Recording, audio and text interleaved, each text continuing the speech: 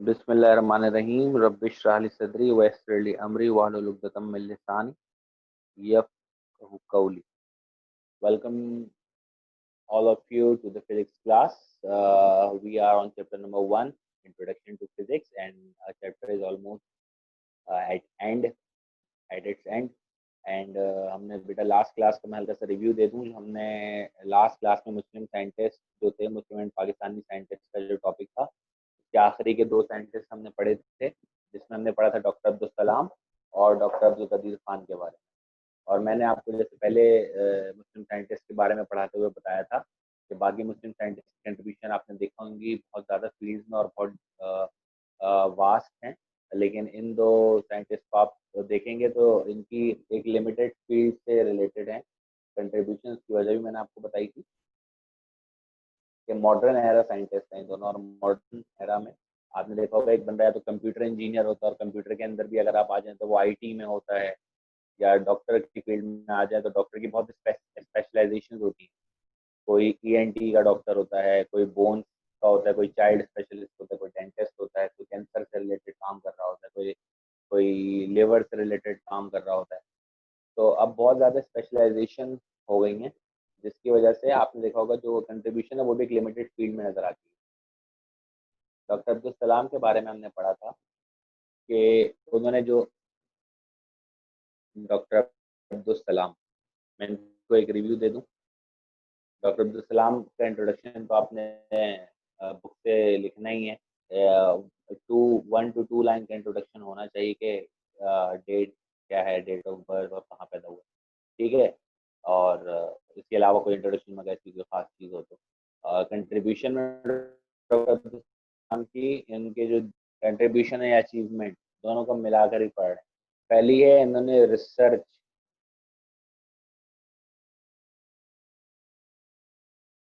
एक इस्टेब्लिश की, research facility establish की इन्होंने इटली में, ठीक है, जहाँ पर डेवलपिंग कंट्रीज के साइंटिस्ट अपनी रिसर्च पुट फॉरवर्ड कर सकते हैं।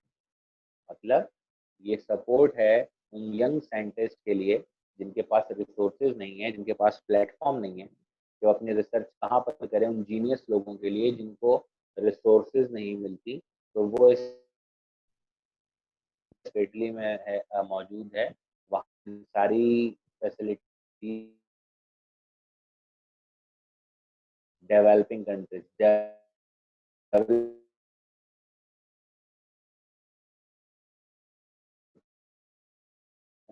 वहाँ की जो गवर्नमेंट ने खुद अपनी रिसर्च सेंटर्स बनाए हैं, और वहाँ पर वो स्टूडेंट्स को उनसे कहते हैं कि आप यहाँ पे रिसर्च करें नई नई चीज़ों के ऊपर। तभी हमने देखा है वो रोज़ कोई ना कोई नई चीज़ जो है इन्वेंट कर रहे होते हैं, कोई नई टेक्नोलॉजी इंट्रोड्यूस कर रहे होते हैं। नई टेक्नोलॉजी का ये मतलब नहीं है मोबाइल जैसे एक टेक्नोलॉजी है, मोबाइल के अंदर ही नए नए फीचर्स आते आ रहे हैं, फेस रिकग्निशन आ गया है, थंब इम्प्रेशन आ गए हैं,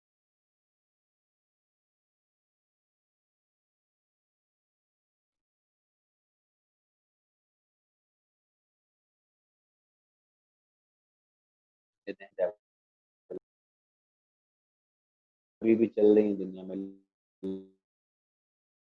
ड्राइंग रूम में बैठ के तो करनी चाहिए होती है कोई ना कोई, तो वो रिसर्च फैसिलिटी जो कि किसी बहुत बड़े काम के लिए दिया जाता है, बहुत यूनिक काम के लिए दिया जाता है, ठीक है।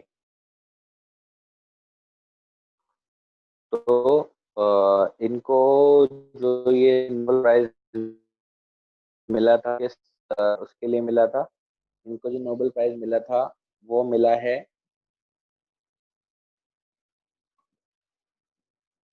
इन्होंने एक थ्योरी पेश की है, grand unification theory, grand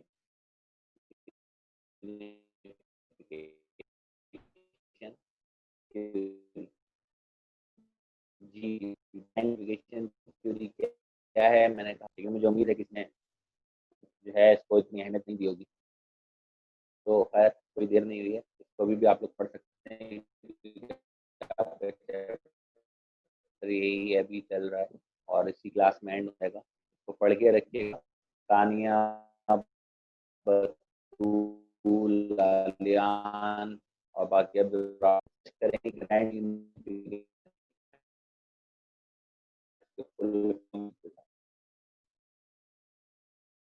grand theory doctor Abdul Salam ने ये थ्योरी दी।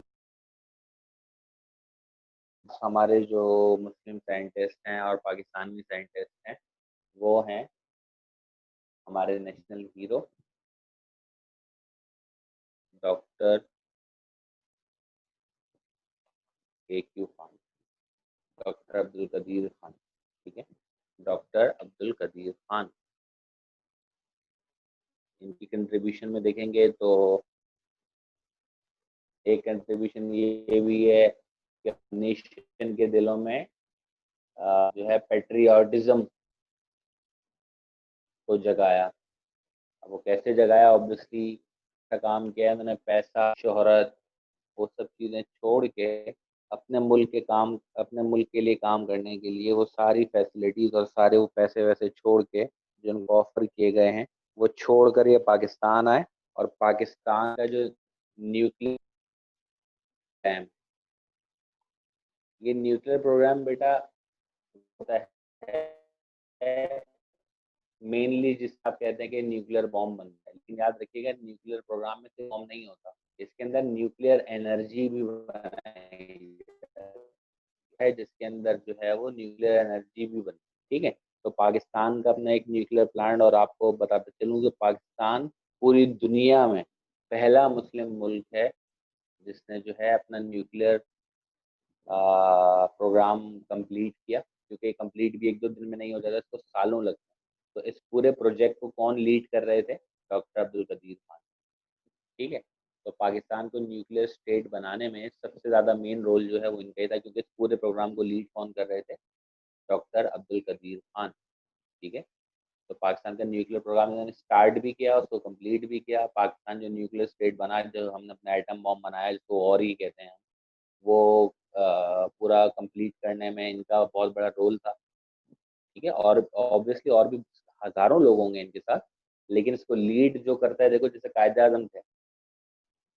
अब कायदे आज़म ने अकेले तो मुल्क नहीं बनाया होगा, कायदे आज़म के साथ तो पूरी नेशन थी, कायदे आज़म के साथ तो पूरे लोग थे जिन्होंने उनको सपोर्ट दी, जिन्होंने उनको इलेक्शन जितवाए। ठीक है, जिन्होंने उनको मुस्लिम लीग का प्रेसिडेंट बनवाया, फिर मुस्लिम लीग के अंदर और बहुत सारे उनके साथी थे जिन्होंने उनके साथ मिलकर जो है वो तहरीक आज़ादी में हिस्सा लिया। ठीक है, और लेकिन हम क्या कहते हैं, हमारे लीडर कौन है?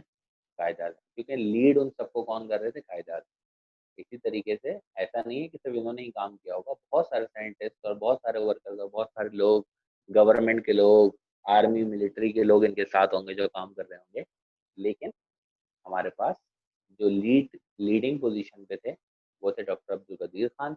इनके इस अचीवमेंट पे इनके इस अचीवमेंट पे गवर्नमेंट ऑफ पाकिस्तान ने इनको हिलाल इम्तियाज, ये एक अवार्ड है जो हमारी हुकूमत देती है इस तरह के हीरोज को उनकी कंट्रीब्यूशन पे, तो इनको हिलाल इम्तियाज अवार्ड किया गया। जैसे निशान हैदर होता है, निशान हैदर हाईएस्ट मिलिट्री अवार्ड है। मिलिट्री अवार्ड का मतलब है वो मुझे नहीं मिल सकता, वो बतूल को नहीं मिल सकता, हालांकि बतूल कितना भी अच्छा काम कर ले, लेकिन निशान हैदर बतूल को नहीं मिलेगा, वो सिर्फ मिलेगा मिलिट्री पर्सन, आर्मी नेवी और एयरफोर्स के लोगों को।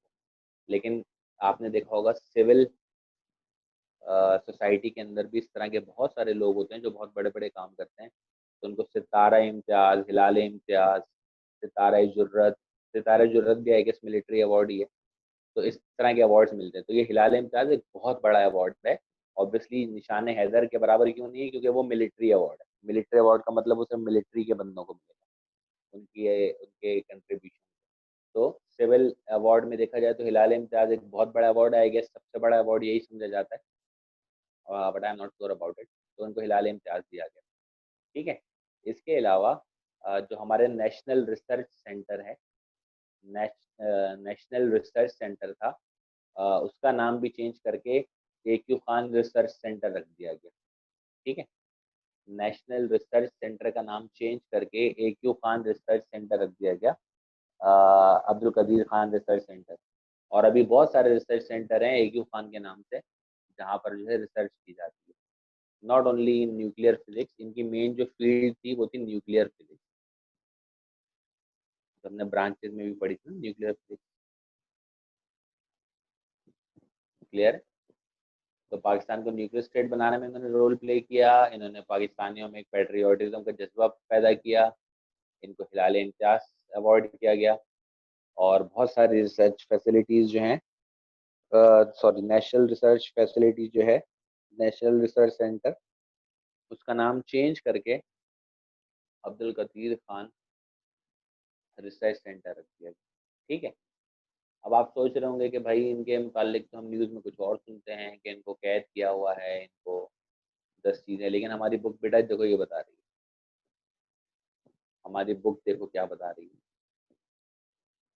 हमारी बुक बता रही है कि हमारे ये हीरो हैं, ऑब्वियसली हमारे हीरो हैं, लेकिन पॉलिटिकल इश्यूज की वजह से और इंटरनेशनल पॉलिटिक्स की वजह से जो है गवर्नमेंट्स को ऐसे स्टेप लेने पड़ते हैं। But still he is a proclaim national hero of Pakistan. Okay. तो ये थे हमारे आखिरी मुस्लिम एंड पाकिस्तानी साइंटिस्ट की लिस्ट के साइंटिस्ट, डॉक्टर अब्दुल कदीर खान। अब हम आ रहे हैं अपने चैप्टर के लास्ट टॉपिक पे बच्चों, जो कि है एरर। इसे चैप्टर नंबर 2 में भी हम पढ़ेंगे। यहाँ पढ़ लें, चैप्टर 2 में पढ़ लें, बात एक ही है, तो हम इसको यहीं पर कवर कर लेते हैं। एरर क्या होता है? कोई बता सकता है एरर क्या होता है? पढ़ कर आए होंगे पिछली क्लास में, एक क्लास में पढ़ा होगा, मैं नहीं पढ़ाया होगा। कोई बता सकता है एरर क्या होता है?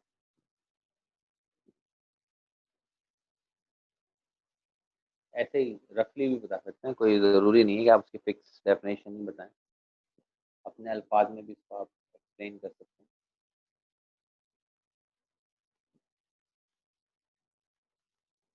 चलें, मैं बता देता हूँ। मिसाल के तौर पे बच्चों, ये एक बॉक्स है, इसकी मेजरमेंट लेनी है। वो मेजरमेंट इसके वज़न की भी हो सकती है, वो इसके वॉल्यूम की भी हो सकती है। लेट से हम बात कर रहे हैं वज़न की। इसका जो एक्चुअल वज़न है, ये एक्चुअल मास है, वो है 200 ग्राम। लेकिन मैंने इसको मेजर जब किया, मुझे पता है, मैंने आपसे कहा इसको मेजर करें, मुझे पता है इसका वज़न है 200 ग्राम। जब आपने इसको मेजर किया तो ये आ रहा है 199 ग्राम।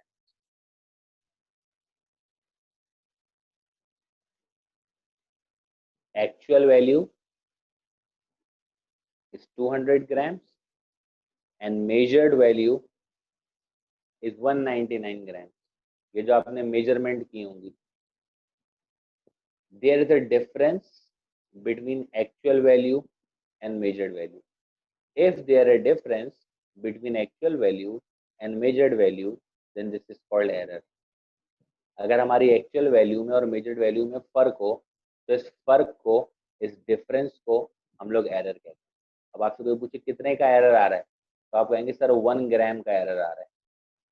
ठीक है, क्योंकि कितना डिफरेंस है 200 में और 199 में, 1 ग्राम का। Got it? तो if there is a difference between actual value and measured value, अब ये क्यों आया होगा वो बाद में देखते हैं। एरर की डेफिनेशन क्या हो गया हमारे पास? द डिफरेंस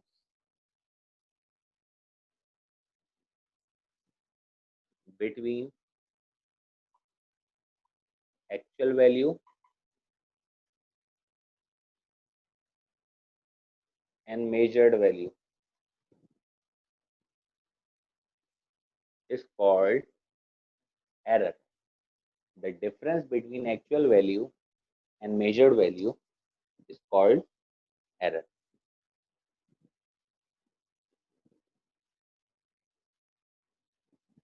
इसको साथ साथ लिख भी लें अपने पास। The difference between actual value and measured value is called error. कि जो एक्चुअल वैल्यू में और हमने जो नापी है, नाप तोल किया है, उस उस वैल्यू में जो एरर आया है, जो डिफरेंस आया है, उसे हम कहते हैं एरर। क्लियर है? अब हम आते हैं ये एरर क्यों आया। अब हम देखते हैं कि ये एरर या ये डिफरेंस क्यों हुआ है। तो बेटा, एरर की जो टाइप्स हैं, एरर होने की जो वजूहात हैं, वो 3 हो सकती हैं।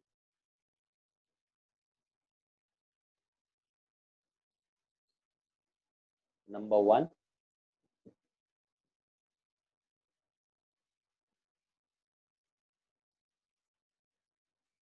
इनकी नंबरिंग आगे पीछे हो सकती है बेटा, तो मसले की बात नहीं। पर्सनल एरर,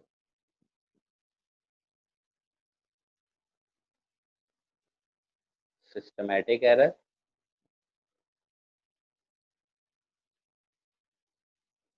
और रैंडम एरर। क्या फर्क है तीनों में? मिसाल के तौर पे बच्चों, जो मेजरमेंट हमने ली है, मिसाल के तौर पे मुझे मेजरमेंट सही से लेना नहीं आ रही, मुझे नजर नहीं आ रहा कि जो रीडिंग बता रहा है हमारा नॉब, ये नॉब अभी 0 पे है और बढ़ते बढ़ते बढ़ते वो 200 से एक पहले हमें नजर आ रहा है। असल में वो है 200 पे, लेकिन ये दोनों बार इतने करीब है कि मुझे रीडिंग देखना नहीं आ रही, मैंने 200 को 199 पढ़ लिया, इसका मतलब मेरा फॉल्ट है। ये जो डिफरेंस आया है किसकी वजह से आया है? मेरी वजह से आया है, उस बंदे की वजह से आया है जो रीडिंग ले रहा है। if there is a difference between actual value and measured value is due to the person taking the reading, ऐसे एरर को हम बोलते हैं पर्सनल एरर। ऐसे एरर को हम क्या कहते हैं? पर्सनल एरर या ह्यूमन एरर। ठीक है, अगर ये डिफरेंस जो रीडिंग्स के दरमियान आया है वो उस पर्सन की वजह से है जो रीडिंग ले रहा है, if there is a difference between actual value and measured value, ये जो एरर की डेफिनेशन है आधी तो वही कॉपी हो गई। If the error is due to the person taking the reading नहीं लिखना, आपने पूरा लिखना है। If the difference between actual value and measured value is due to the person taking the reading, then such an error is called personal error. कि भाई उन साहब को रीडिंग लेने नहीं आती, उन साहब को इंस्ट्रूमेंट इस्तेमाल करना नहीं आता। ठीक है, अब आते हैं दूसरे टाइप ऑफ एरर पे, सिस्टमेटिक एरर। मिसाल के तौर पे बच्चों, मुझे तो रीडिंग लेना आती है, मैं बचपन से रीडिंग ले रहा हूँ, मैं एक्सपर्ट बन रहा हूँ, लेकिन जो मेरी मशीन है, जो वेट मशीन है, मिसाल के तौर पे टेम्परेचर नाप रहे हैं तो थर्मामीटर है, मिसाल के तौर पे हाइट नाप रहे हैं तो मेजरिंग टेप है, ये सारे मशीन कहलाएंगे, मेजरिंग इंस्ट्रूमेंट कहलाएंगे। अगर इनके अंदर ही फॉल्ट है, अगर हमारी मेजरिंग इंस्ट्रूमेंट ही खराब है, उसमें एरर आ उसमें फॉल्ट आ गया है जिसके से वो रीडिंग 200 के बजाय 199 ग्राम शो कर रहा है, तो ऐसे एरर को हम बोलेंगे सिस्टमेटिक एरर। ठीक है, जैसे कि जीरो एरर। जीरो एरर एक सिस्टमेटिक एरर होता है। जीरो एरर में क्या होता है बच्चों? मिसाल के तौर पे जब मैंने वेट मशीन पे कोई भी चीज नहीं रखी तो उस टाइम हमारा नॉब कहाँ पर होना चाहिए? 0 पे होना चाहिए। चले जाते हैं जिसको हम बोलते हैं पॉजिटिव जीरो एरर, या ये से पीछे चले जाते हैं, यानी कि अभी कुछ भी तराजू पे नहीं रखा हुआ तो वो बैलेंस होना चाहिए। अगर वो बैलेंस नहीं है तो ये मेरी गलती नहीं है, ये सिस्टम की गलती है, सिस्टम का फॉल्ट है। इसलिए हम ऐसे एरर को क्या बोलते हैं? Systematic error. और जीरो एरर एक तरह का सिस्टमेटिक एरर। ठीक है,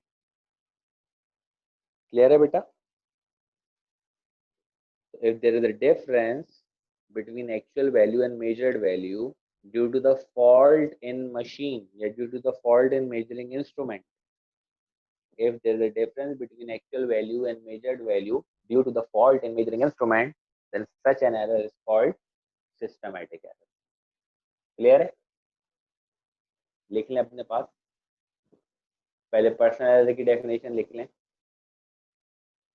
if there is a difference between actual value and measured value, तीनों में ये बात तो लिखनी है। if there is a difference between actual value and measured value, पहले पर्सनल एरर की डेफिनेशन लिखते हैं जल्दी से।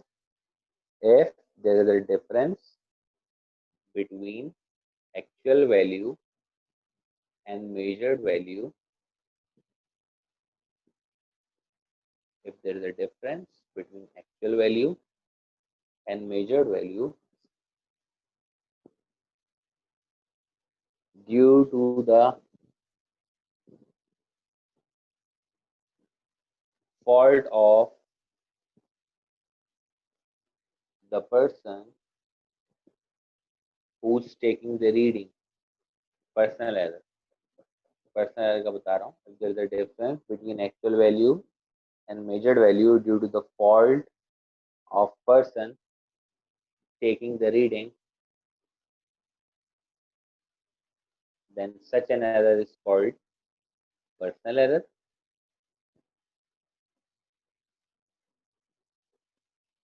सेकेंड एरर है हमारे पास सिस्टमेटिक एरर, इसकी डेफिनेशन भी लिख लें।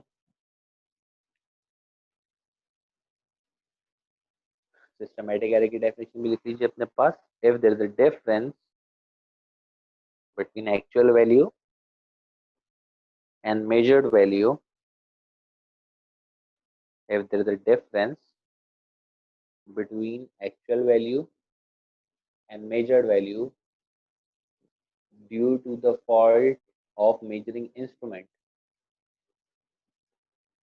then such an error is called systematic error.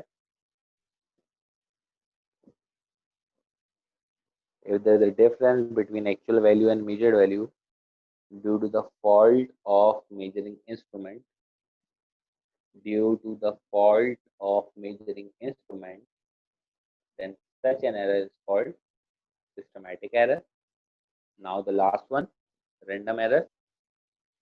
बेटा हो सकता है कि मैं भी एक्सपर्ट हूँ रीडिंग लेने में, मेरी मशीन जो है वो भी बड़ी ज़बरदस्त काम कर रही है, लेकिन फिर भी एरर आ गया, तो वो किस वजह से आया होगा। मिसाल के तौर पे अगर आप कराची में अपना वेट करेंगे तो आपका कराची में अगर वेट आ रहा है 50 kg, लेकिन जब आप मरी में जाएंगे यानी कि किसी एल्टीट्यूड वाली जगह पे जाएंगे आपका वहाँ पर वेट आ रहा होगा 49.5 या 49.6। अब एक फिजिकल फैक्टर है, हाइट एक फिजिकल फैक्टर है। इसी तरीके से किसी चीज़ की लंबाई है 2 मीटर, लेकिन गर्मी की शिद्दत बढ़ने की वजह से वो थोड़ी सी उसकी लेंथ बढ़ जाएगी, ठीक है, एक्सपेंड हो जाएगी। कोई भी चीज़ हीट से कोई भी चीज़ एक्सपेंड हो जाती है, थोड़ी सी होती है लेकिन हो जाती है। उसके 2 मीटर के बजाय आ रहा है 2.1 मीटर। इसका मतलब है ये टेम्परेचर की वजह से आया है। इसी तरीके से बॉइलिंग पॉइंट जो आप कराची में नापेंगे वो कुछ और आ रहा होगा, मरी में जाके जब आप नापेंगे सॉरी, तो वो कुछ और आएगा। क्यों? क्योंकि एटमॉस्फेरिक प्रेशर कराची में कुछ और होगा बच्चों, और मरी में या एल्टीट्यूड वाली जगह में कुछ और होगा, पंजाब के एरियाज में कुछ और होगा। कराची के अंदर वेपर प्रेशर भी ऐड हो जाता है क्योंकि यहाँ पर जो है समंदरी इलाका और यहाँ पर हवा में मॉइस्चर ज़्यादा होता है, जिसके हिसाब से देखें पसीना भी लोगों को बहुत ज़्यादा आता है। यहाँ पर लाहौर में गर्मी से ज़्यादा होती है लेकिन इतनी ज़्यादा स्वेटिंग नहीं होती। तो कौन कौन से फिजिकल फैक्टर्स हैं? Temperature, pressure, etcetera. इस तरह के फिजिकल फैक्टर्स की वजह से अगर मैं भी सही हूँ, मेरा मशीन भी सही है, अगर फिजिकल फैक्टर की वजह से डिफरेंस आ गया, पानी का बॉइलिंग पॉइंट है 100, लेकिन अगर वो 99 आ गया, मरी के अंदर आप नापेंगे तो वो 99 आएगा, मेजर करेंगे वहां जाके तो 99 पॉइंट समथिंग आएगा। क्यों? क्योंकि वहां पर प्रेशर कम है, एयर प्रेशर कम है, तो पानी जल्दी बॉयल हो जाएगा। हीट वाले चैप्टर में इसको एक्सप्लेन करूंगा कि बॉइलिंग क्या होती है, तब पता चलेगा कि प्रेशर से क्या फर्क पड़ता है इसके ऊपर। तो अगर इन वजह से चेंज आ रहा है कि भाई आप कहें सर मैंने तो बुक में पढ़ा है कि 100 होता है पानी का बॉइलिंग पॉइंट, लेकिन ये तो 99.5 आ रहा है, इसका मतलब है ये जो एरर है ये कौन सा एरर है? रैंडम एरर है। If there is a difference between actual value and measured value due to the physical factor, due to the, शुरू में वही लाइन लिखेंगे, उसके बाद लिखेंगे due to the physical factors like temperature, pressure etcetera. Due to the physical factors like temperature,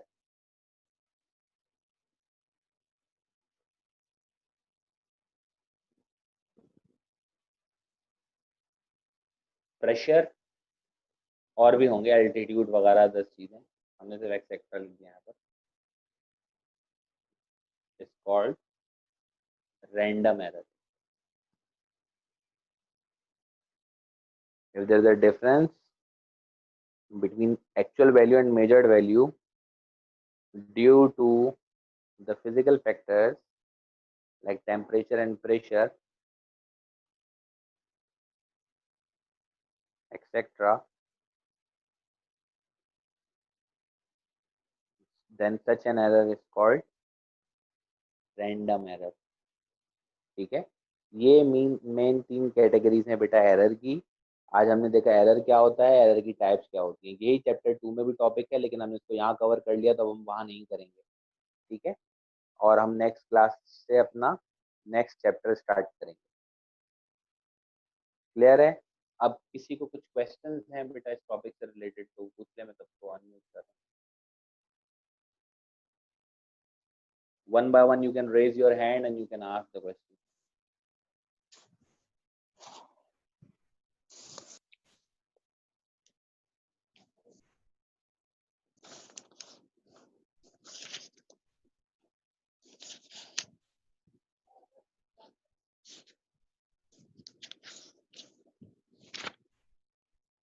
जी तानिया, कुछ पूछना है बेटा आपने?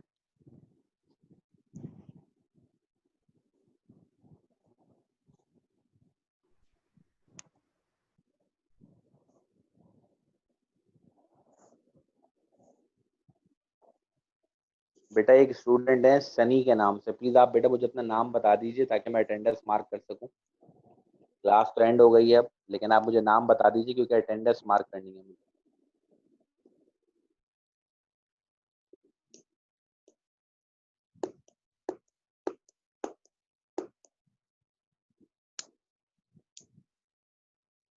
तानिया बेटा कुछ पूछना है आपने क्वेश्चन?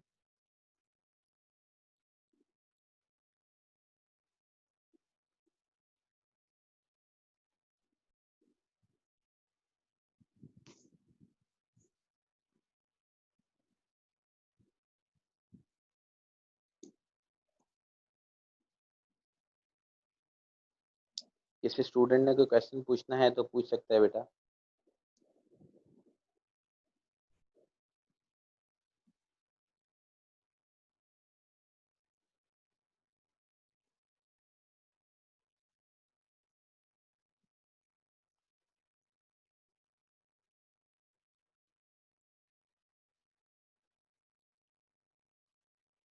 आज कौन स्टूडेंट हमारे साथ नहीं है, एब्सेंट है कौन?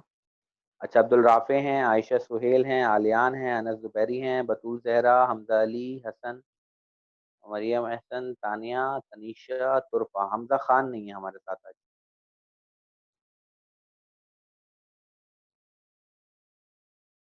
बेटा चैप्टर नंबर 1 जो हमने पढ़ा है इससे रिलेटेड होगा टेस्ट, क्विज होगा, आसान होगा। अगर आप एक दफा दोबारा रिव्यू कर लेंगी सारे टॉपिक्स तो बहुत आराम से कर सकती हैं आप। ब्रांचेस ऑफ फिजिक्स है, फिजिक्स की डेफिनेशन है, मुस्लिम साइंटिस्ट हैं, मुस्लिम एंड पाकिस्तानी साइंटिस्ट हैं, और एरर वाला टॉपिक है, इससे बनेगा कोई।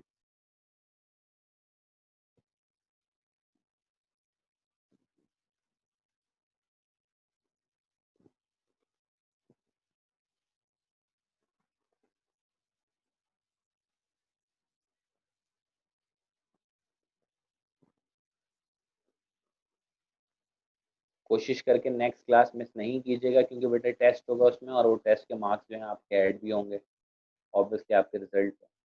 मंथली टेस्ट है आपका ये।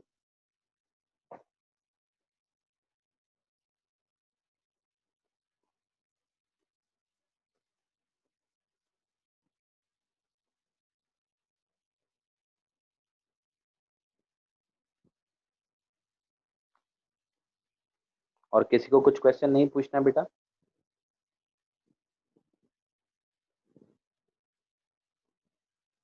जी फिजिक्स के ब्लॉक नहीं होगा।